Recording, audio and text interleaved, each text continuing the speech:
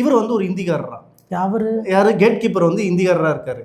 இந்திக்காரர் இருக்கிறனால இயல்பாகவே இவர் கம்யூனிகேட் பண்ணுறது அவர் கேட்டை ஓப்பன் பண்ண அப்படின்ற மாதிரி மொழி சார்ந்த விஷயங்கள்லாம் இருக்குது. அவர் சொன்னாலே புரியாது அப்படின்ற மாதிரி அதுவும் அங்கே இருக்கிற இது சொல்ல இந்த விஷயத்த வந்து அங்கே போய் பேட்டி எடுக்கும்போது அந்த மக்கள் வந்து ஷேர் பண்ணிக்கிறாங்க, இந்த மாதிரிலாம் சொல்கிறாரு அப்படின்ற மாதிரி.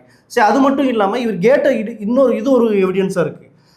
செகண்ட் எவிடன்ஸ் என்னென்னா, கேட்டை அந்த வேனை இடித்த உடனே ஒரு 50 மீட்டருக்கு போய் தள்ளி விழுகும் போது அந்த கேட் கீப்பர் உட்காந்துட்டு வேடிக்கை தான் பார்த்துட்டு இருந்தார்.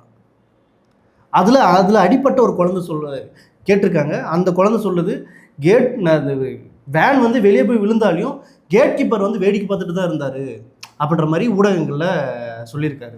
அப்போ எதை நம்புறது? உண்மையிலே கேட் கீப்பர் மேலே தப்பா இல்லை வேன் டிரைவர் மேலே தப்பா அப்படின்ற மாதிரி பல கேள்விகள் தொடர்ந்து எழுந்துட்டு தான் இருக்குது. ஆனால் தென்னக ரயில்வே சைட்லேருந்து இதை வந்து கொஷின் பண்ணும் போது இல்லை இவருக்கும் அவருக்கும் நிறைய பிரச்சனை இருக்குது, வாய்க்கா தரப்பு மாதிரி பிரச்சனை இருக்குது அப்படின்ற மாதிரி சொல்லி தகவல் சொல்லிட்டு இருக்காங்க.